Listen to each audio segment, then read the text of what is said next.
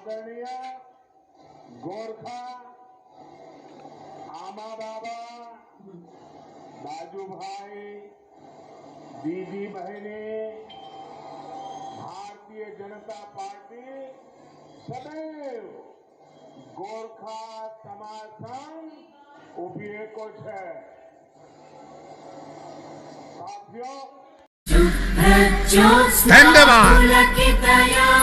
हामी समग्र दार्जिलिङको जनताको पक्षबाट माननीय गृहमन्त्री अमित शाहज्यूलाई स्वागत जनाउँदछु अनि सबै महानुभावहरूलाई म खदा अर्पण गरेर अमित शाहज्यूलाई स्वागत गरिदिने म अनुरोध गर्दछु।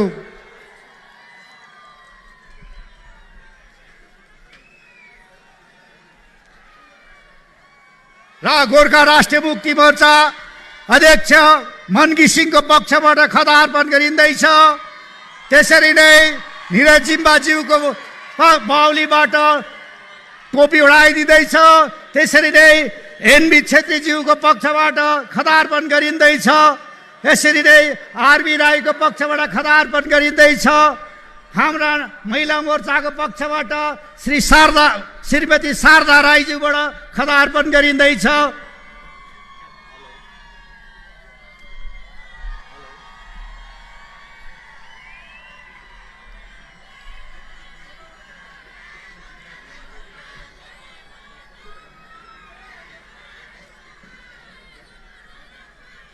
र हामी समग्र पहाडको पक्षबाट माननीय गृहमन्त्रीज्यूलाई हामी यहाँ स्वागत जनाउँदै हाम्रो कार्यक्रम फेरि अघि बढाइरहेका छौँ। र अब म तपाईहरूको अघि निम्ताउँदछु समग्र 1.5 करोड गोर्खाहरूका नेतृत्व अनि हाम्रा सबै पहाड दार्जिलिङ संसदीय क्षेत्रका हाम्रा नेतृत्व अनि सांसद श्री राजु विष्टज्यूलाई म यहाँ निम्ताउँदछु।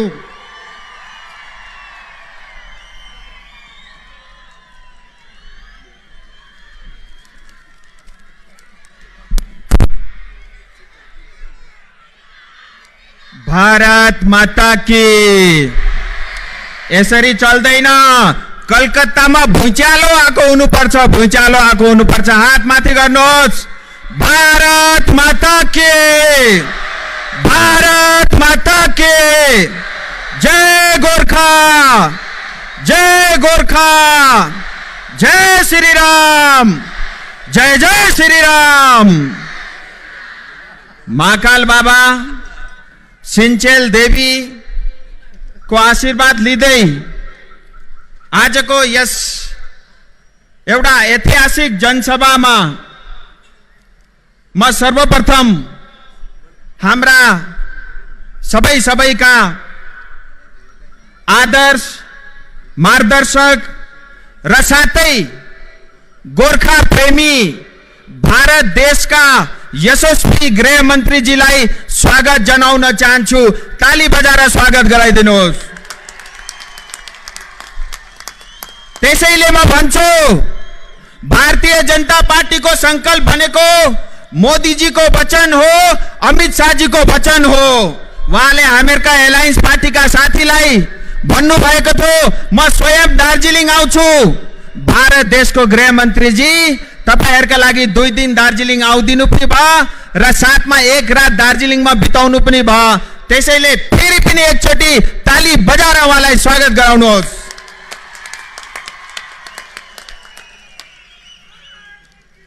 दार्जिलिङ तराई र डुवर्स यो 1.5 करोड गोर्खा जातिको मुटु हो।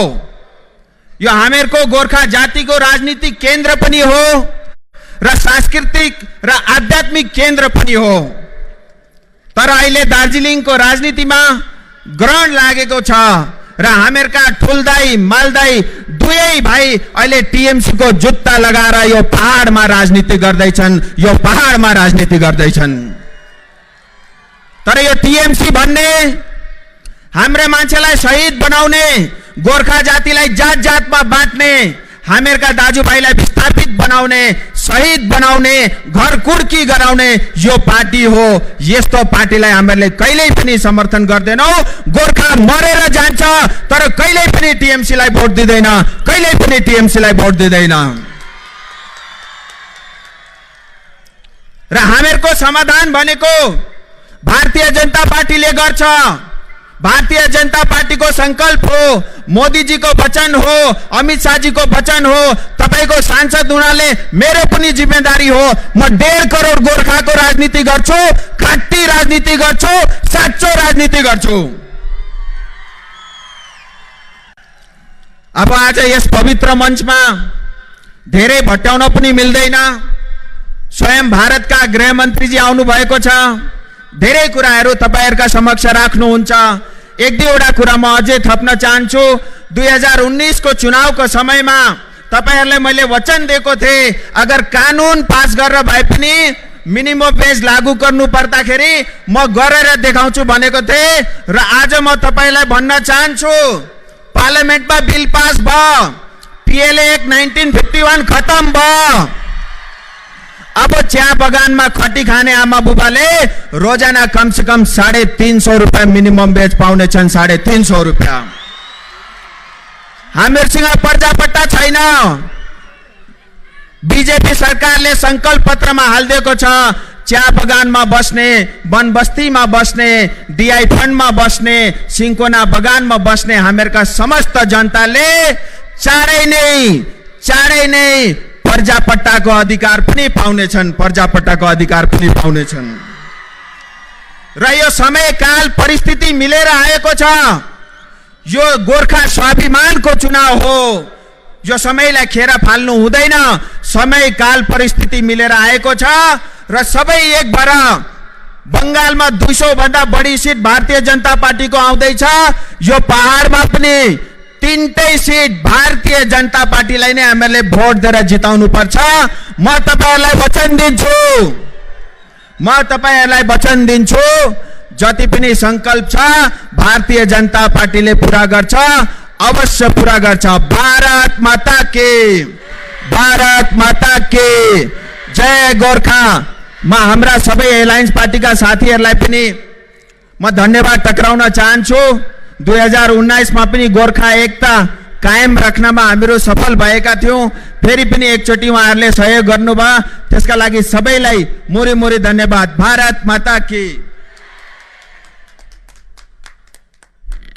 धन्यवाद सांसद राजु विष्टज्यूलाई। अब म 1 मिनेट पनि खेर नपाली तपाईहरुले प्रतीक्षा साच्नु भएका अहिलेसम्म र अब म यहाँ निम्ताउँदछु भारतका गृहमन्त्री, यशस्वी गृहमन्त्री श्री अमित शाहज्यूलाई।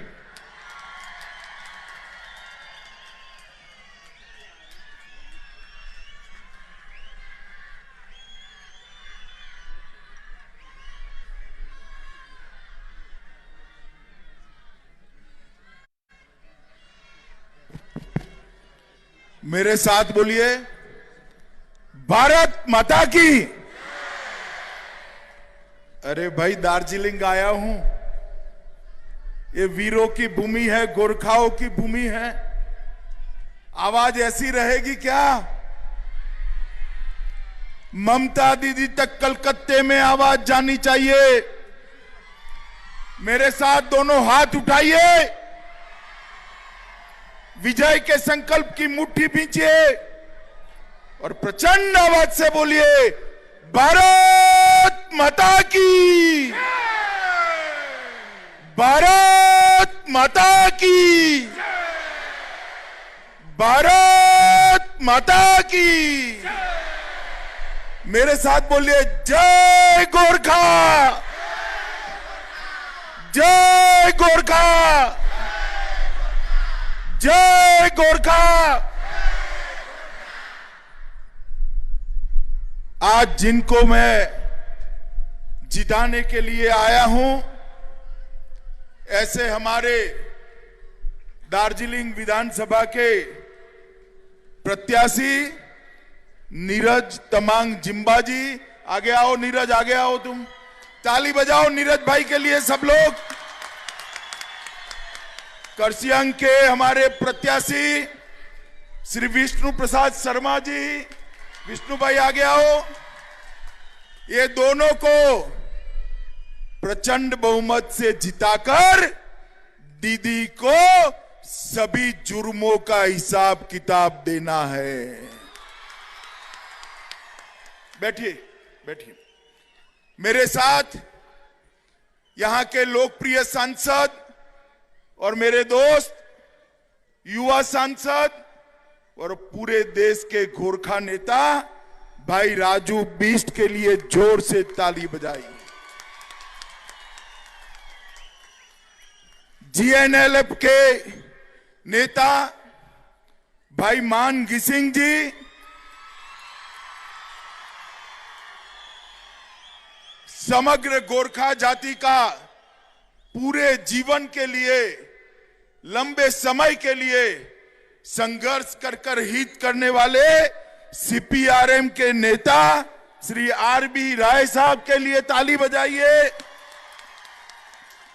दार्जिलिंग के जिला अध्यक्ष कल्याण कुमार देवांग जी, मनोज देवांग जी, एजोय एडवर्ड जी, एजोय खड़े हो यार,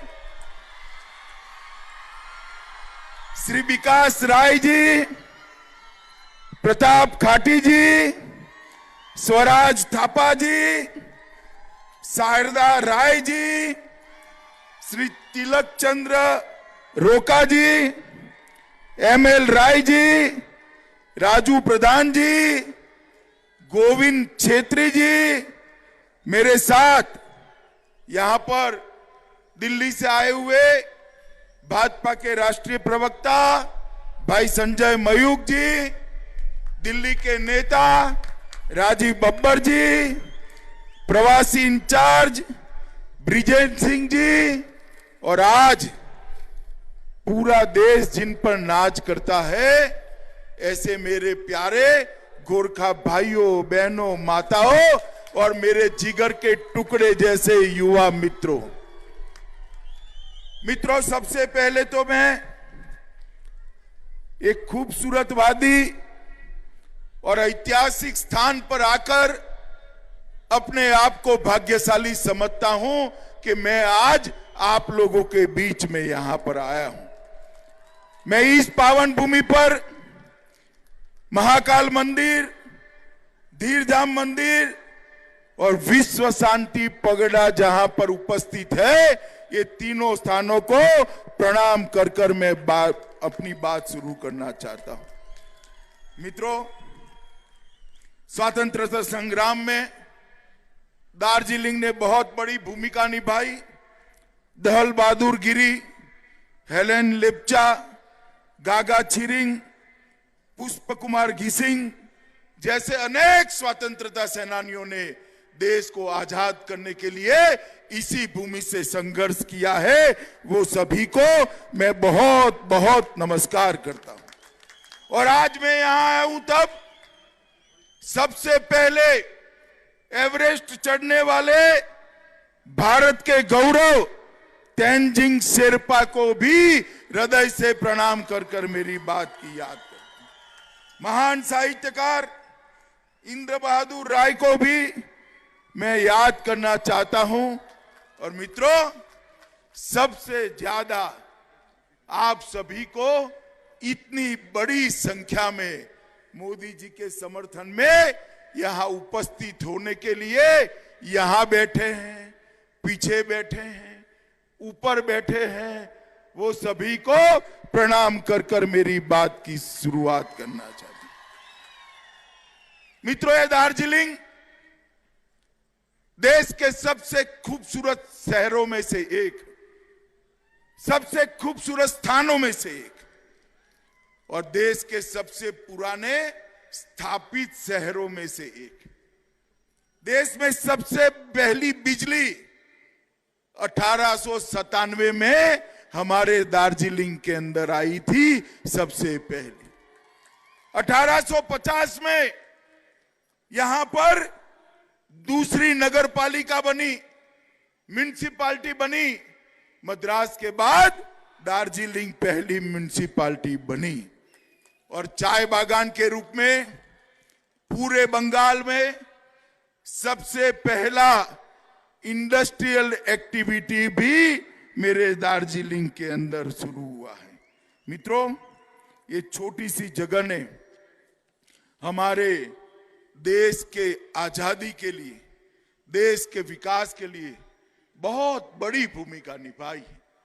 माताओं, बहनों और भाइयों, मैं तो बात कर रहा था 1850 की, 1897 की, मगर इसके बाद, आजादी के बाद कांग्रेस, कम्युनिस्ट और अब ये दीदी, तीनों ने दार्जिलिंग के विकास को फुल स्टॉप लगा दिया है।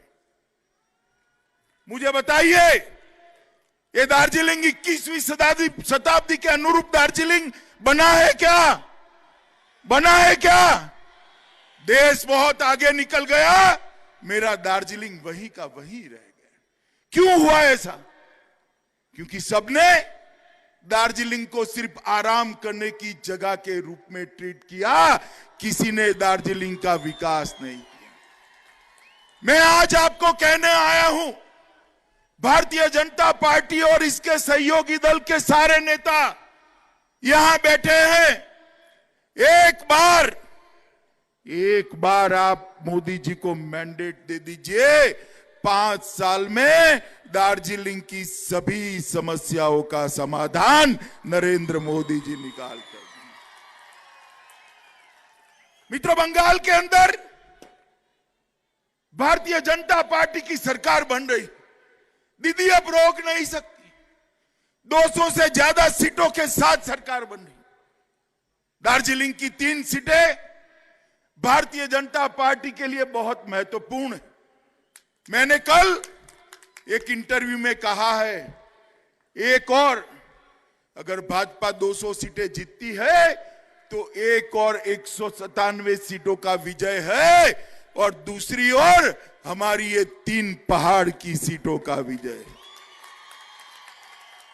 क्योंकि मैं मानता हूं कि गोरखाओं को इस देश की मेन स्ट्रीम के अंदर लाने की जरूरत है। गोरखाओं का भव्य इतिहास रहा। देश में जब जब भी देशभक्ति से हरी भरी, देशभक्ति से ओतप्रोत जातियों का नाम लिया जाता है, मेरा गोरखा भाइयों का नाम सबसे पहले गौरव से लिया जाता है। देश के लिए बलिदान करने वालों का नाम बनता है, सूची बनती है। देश के लिए जान देने वालों की सूची बनती है। देश के लिए वफादारी के साथ जीने वालों की सूची बनती है। भारत माता की रक्षा के लिए अपना सर कटवाने वालों की सूची बनती है, तो वो सूची में प्रथम पंक्ति में मेरा गोरखा जवान होता है। मित्रों, गोरखा जवान। और एक गोरखा जाति के साथ, ये पहाड़ के साथ, देश भर में बसे गोरखाओं के साथ ये कांग्रेस, कम्युनिस्ट और टीएमसी की तिकड़ी ने सालों तक अन्याय किया। 86 और 88 में कम्युनिस्टों ने पहाड़ पर आग लगा दी, 1200 से ज्यादा गोरखाओं की छातियों में गोलियां मार दी। आज भी हम नहीं भूले। और उसके बाद मां माटी और मानुस की बात करने वाली दीदी आई। दीदी ने भी कोई कम जुल्म नहीं ढाए, अनेक लोगों को निर्मम हत्या करा दी और हजारों पर मुकदमे दायर कर दिए। मित्रों, उसने मुकदमे राजनीतिक रूप से कुछ लोगों के सिलेक्टिवली वापस लिए। मैं कहकर जाता हूं कि भारतीय जनता पार्टी की सरकार बनने के बाद आंदोलन के जितने भी मुकदमे किसी भी गोरखा भाई पर है, सबके सब 1 सप्ताह के अंदर हम वापस लेने का काम ये भारतीय जनता पार्टी की सरकार करती। मित्रों, गोरखा भाइयों को विस्थापित का जीवन जीना पड़ा, दर दर भागना पड़ा, छिपना पड़ा। आपका ये राजनीतिक वनवास लंबा चलने वाला नहीं है। 2 मई को दार्जिलिंग में दिवाली होने वाली है। 2 मई को ये पहाड़ पर आग नहीं लगेगी। 2 मई को ये पहाड़ पर दिए जलकर उत्सव मनाया जाएगा, उत्सव मनाया जाएगा। गोरखाओं के साथ न्याय केवल और केवल भारतीय जनता पार्टी ही कर सकती है, क्योंकि भाजपा, भारतीय जनता पार्टी और गोरखाओं का गठबंधन हमने नहीं बनाया है, आपने नहीं बनाया है। भाजपा और गोरखाओं का गठबंधन ईश्वर ने बनाकर जमीन पर उतारा है। ये पवित्र गठबंधन है। ये गठबंधन को ताकत देने के लिए आज मैं यहां आया हूं। मेरे गोरखा भाइयों, बहनों, माताओं, युवाओं को अपील करने आया हूं कि आइए देश भर के गोरखाओं को देश की मेन स्ट्रीम के साथ जोड़ने का एक मौका देश के प्रधानमंत्री नरेंद्र मोदी जी को दीजिए। मित्रों, मैं जानता हूं आप सभी के मन में गोरखाओं की समस्याओं का स्थायी राजनीतिक समाधान क्या हो सकता है, उसके लिए एक चिंता है। मगर हमारा संविधान बहुत व्यापक संविधान, हमारे संविधान में हर समस्या का समाधान है। मैं आज इस पवित्र दिन पर आप लोगों को वादा कर कर जाता हूं कि गोरखा समस्या का स्थायी राजनीतिक समाधान भारतीय जनता पार्टी की दोनों सरकारें, केंद्र सरकार और बंगाल की सरकार मिलाकर निकालेगी। आपको अब आंदोलन नहीं करना पड़ेगा। छूटी हुई 11 गोरखा उपजातियों को एसटी का स्टेटस चाहिए। सालों से मामला लटक रहा है, ना बंगाल सरकार ने चिंता की, ना भारत सरकारों ने चिंता की। भाजपा की भारत सरकार आई, मगर ममता दीदी कोई मीटिंग में आई ही नहीं। कैसे करे? अरे बदल दो ममता दीदी को, भाजपा का मुख्यमंत्री ला दो। 11 गोरखा जातियों को अनुसूचित जनजाति का, एसटी का स्टेटस देने का काम ये भारतीय जनता पार्टी की सरकार करेगी। मित्रों, हम चाय बागान की पीड़ा से अवगत है। पर्जा पट्टा का आपका वेदना हम जानते हैं।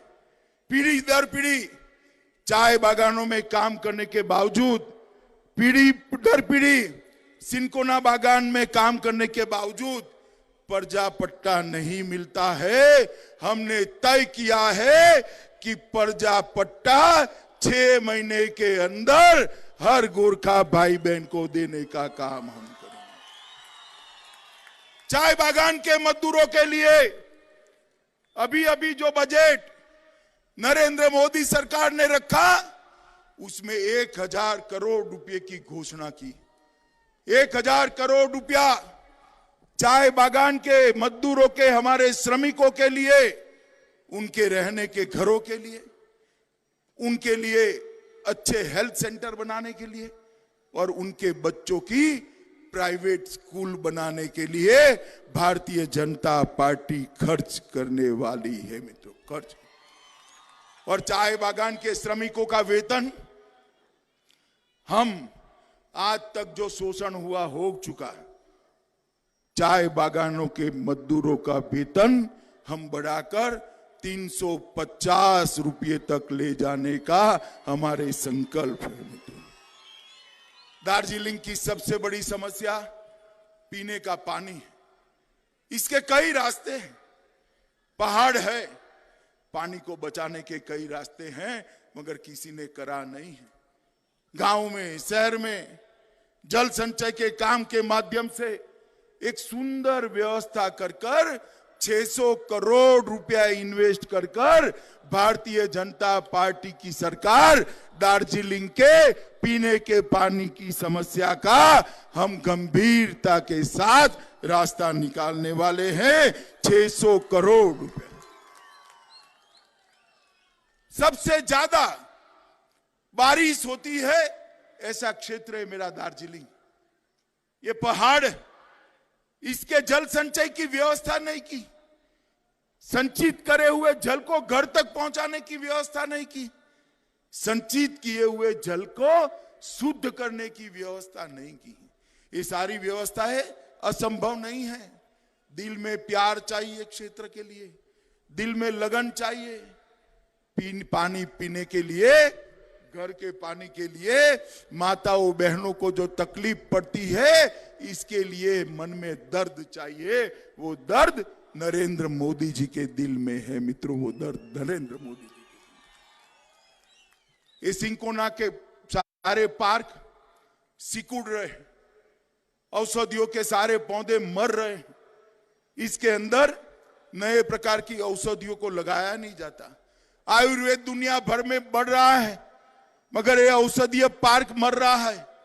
मैं आपको वादा करता हूं सिंकोना को हम मेडिकल मेडिसिन का हब बनाकर पूरे विश्व में इसके मार्केटिंग की चिंता करेंगे। सिंकोना बागान 10,000 से ज्यादा लोगों को रोजगार देता है, अभी भी और संभावनाएं हैं। मैं आपको बताकर जाता हूं कि एक हर्बल पार्क बनाकर सारे सिंकोना पार्क का पुनः निर्माण करने का काम बंगाल की भारतीय जनता पार्टी की सरकार करेगी। मित्रों, फॉरेस्ट राइट एक्ट, मुझे एक बात बताइए, देश भर में फॉरेस्ट राइट एक्ट मिलता है, आप लोगों को मिलना चाहिए या नहीं मिलना चाहिए? जोर से बोलो, मिलना चाहिए या नहीं मिलना चाहिए? आपका अधिकार है या नहीं है? ये दीदी ने आपके अधिकार से आपको वंचित रखा है। मैं बताकर जाता हूं कि फॉरेस्ट राइट एक्ट 2006 यहां पर दार्जिलिंग की पहाड़ियों पर भी, कलिम्पोंग जिले में भी इसको लागू कर कर आप लोगों को ये अधिकार से बहाल किया जाएगा। एडीआई फंड लैंड अंग्रेजों के समय में शुरू किया हुआ शोषण करने वाला व्यवस्था है, इसको हम समाप्त कर देंगे, इससे आपको मुक्ति कराने का काम करेंगे। उच्च शिक्षा के लिए एजुकेशन हब के रूप में हमारे पुरखों ने दार्जिलिंग को विकसाया था। ढेर सारे देशों से, ईस्ट के सारे देशों से, नेपाल से, भूटान से, बांग्लादेश से लोग यहां पढ़ने आते हैं, मगर पूरी व्यवस्था खस्ता हाल हो चुकी है। मित्रों, मैं आपको कहकर जाता हूं, भारत सरकार भाजपा की और बंगाल सरकार भाजपा की ये डबल इंजन सरकार यहां पर उच्च शिक्षा में दार्जिलिंग को फिर से एक बार विश्व प्रसिद्ध उच्च शिक्षा का हब बनाने का काम करेंगे। और इसके साथ साथ पहाड़ उतरते ही उत्तर बंगाल के अंदर एक सेंट्रल यूनिवर्सिटी की स्थापना करने का काम भी भारतीय जनता पार्टी करेगी। पर्यटन के विकास के लिए 1,000 करोड़ का विशेष पैकेज हमने उत्तर बंगाल के लिए इंगित किया है, जिसमें हिमालयन बौद्ध circuit, queen of hill circuit और राजवंशी पर्यटन सर्किट के माध्यम से ये पूरे पहाड़ को विश्व भर के पर्यटक यहां आए ऐसा बनाएंगे। कोई राजवंशी पर्यटक सर्किट में आएगा तो मेरे गोरखा भाई बहनों से हाथ मिलाए बगैर वापिस नहीं जाएगा, वो जरूर दार्जिलिंग आएगा। कोई हिमालयन सर्किट में आएगा तो दार्जिलिंग जाए बगैर वापिस नहीं जा सकता है। कोई क्वीन ऑफ हिल्स में आएगा तो दार्जिलिंग के अंदर उसको रहना ही पड़ेगा, आपका खाना उसको खाना ही पड़ेगा। मित्रों, हमने तय किया है आतिथ्य व्यवसाय के लिए हर घर के अंदर पर्यटकों को रखने के लिए एक योजना लेकर आएंगे और 50 लाख तक की लोन जो पर्यटक आतिथ्य के लिए सब्सिडाइज करना चाहते हैं उनको सब्सिडाइज कर लोन देकर रोजगारी का निर्माण करने का काम भी भारतीय जनता पार्टी। और 3 साल तक उसको टैक्स से मुक्ति देने का काम भी भारतीय जनता पार्टी की सरकार करेगी। मित्रों, देश भर के अंदर गांव का शासन गांव वालों के हाथ में है।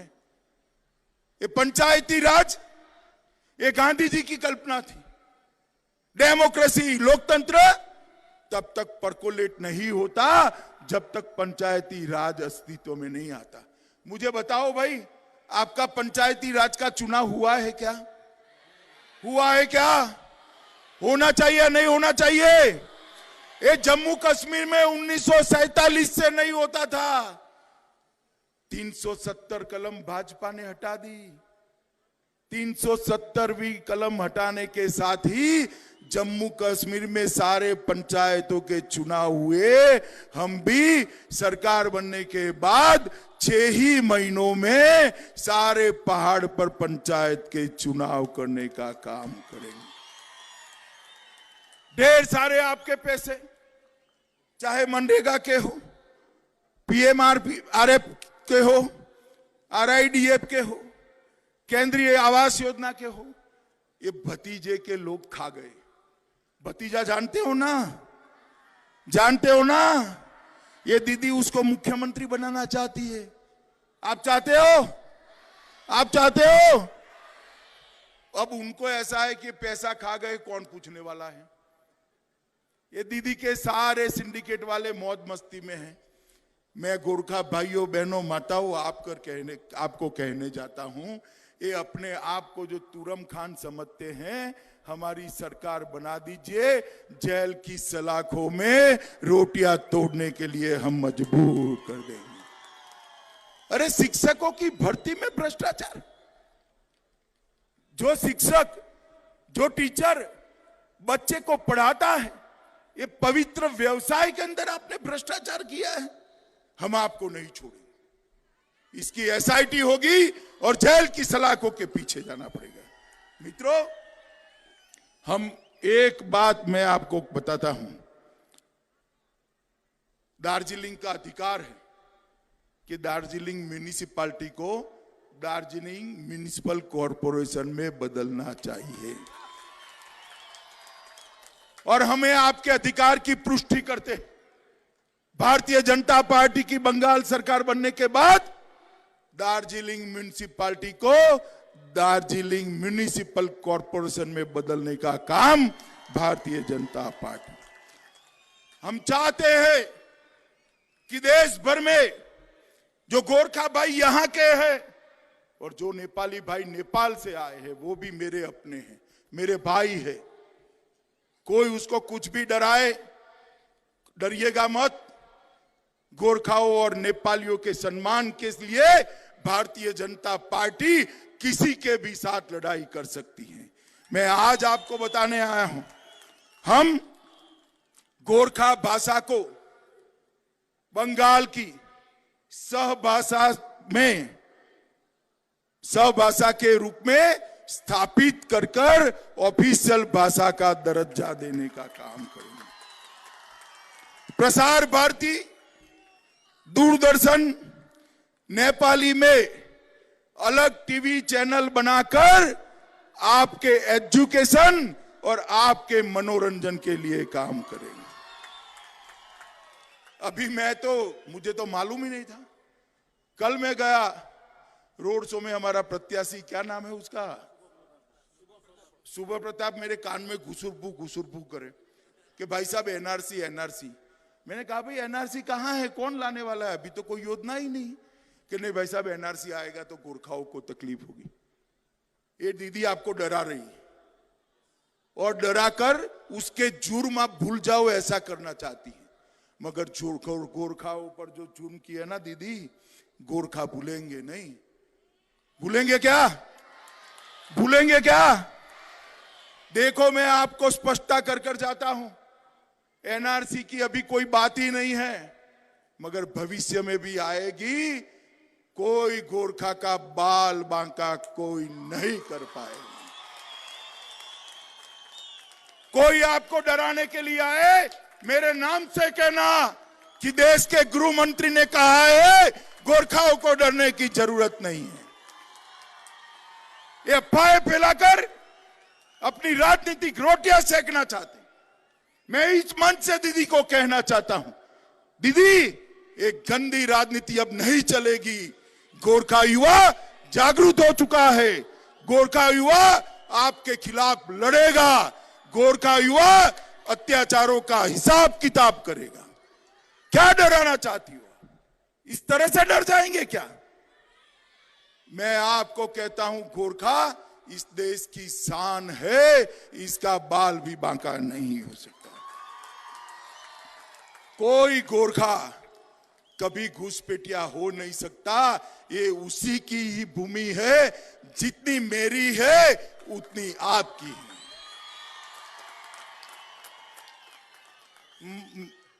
मित्रों, हम जीटीए जैसी व्यवस्था को भी बदलेंगे। और आप फिर से एक बार मैं कहना चाहता हूं कि बीजेपी ही गोरखा समस्या का, पहाड़ की समस्या का स्थायी राजनीतिक समाधान ला सकती है। बीजेपी ही ला सकती। और मित्रों, एक बार दीदी ने हम लोगों में दरार डालने का प्रयास किया। कुछ लोगों पर केस कर उनको शरण में ले गई। मुझे तो उनकी भी कोई तकलीफ नहीं, उनके प्रति कोई फरियाद नहीं है, कोई शिकवा नहीं। उनके पर भी केस किए थे। मगर एक बार दीदी को अपनी एकता का परिचय बता देना चाहिए। एक बार आप लोग इस चुनाव में तीनों की तीनों सीटें भाजपा और सहयोगी दल को जिताकर बता दो कि दीदी, गोरखा और भाजपा का गठबंधन जो है ना, ये अटूट गठबंधन है। भगवान ने बनाया हुआ गठबंधन, इसको आप तोड़ नहीं सकते। और ये चुनाव हमारे लिए, ये चुनाव जो है हम सबकी एक प्रकार से परीक्षा है। भाजपा और गोरखा की एकता को तोड़ने का घिनौना प्रयास तृणमूल कांग्रेस और दीदी ने किया। इसका मुंह तोड़ जवाब देना, उसको समझाना है कि ऐसे जुर्म कर आप हमें तोड़ नहीं सकती, हमारे बीच में भेद नहीं कर सकती। तीनों की तीनों सीटें कमल के और साथी दलों को जिताकर दीदी को एक स्पष्ट संदेश एक बार भेज दीजिए कि दीदी जुर्म से झुक जाए, जुर्म के सामने झुक जाए। वो गोरखा नहीं होता है, गोरखा लड़ने वाला होता है। मुझे बताओ माताओं, भाइयों, बहनों, युवाओं, गोरखा कभी जुर्म के सामने झुकता है क्या? झुकता है क्या?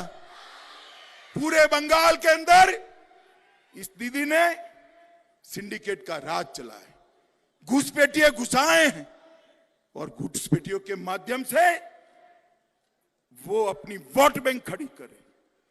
मित्रों, भ्रष्टाचार, राजनीतिक हिंसा, राजनीतिक प्रतिशोध, ये दीदी ने बंगाल की राजनीति को सबसे नीचे स्तर पर ले जाने का काम किया है। मैं आप सभी को दो हाथ जोड़कर विनती करने आया हूं। ये परीक्षा का समय है, हम सबकी परीक्षा है, मेरी भी है, आपकी भी है। मेरी भी परीक्षा है, आपकी भी परीक्षा है। हम सब ने एकजुट होकर हम पर जुर्म करने वालों को मुंह तोड़ जवाब देना है। बैलेट के बटन में कमल के सामने बटन दबाकर बताइए भैया, मेरे गोरखा साथी बताएं, कमल के निशान पर बटन दबाएंगे क्या? अरे यार, ऐसी आवाज होती है क्या? जोर से बोलिए, दबाएंगे क्या?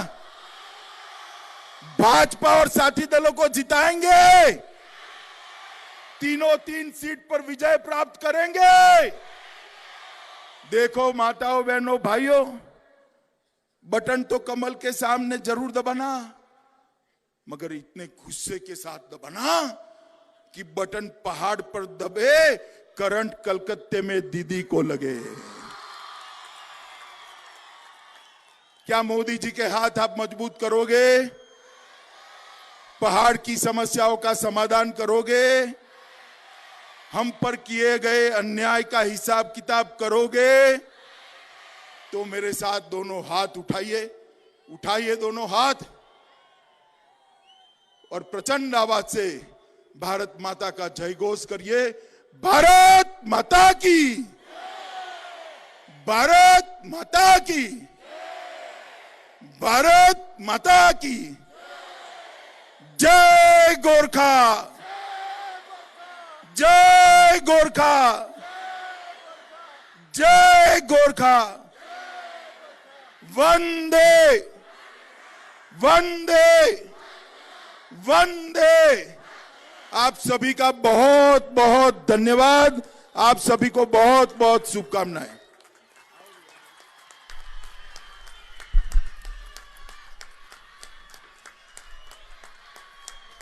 अमित शाह जिंदाबाद, अमित शाह जिंदाबाद, अमित शाह जिंदाबाद। जय श्री राम, जय जय श्री राम, जय जय श्री राम।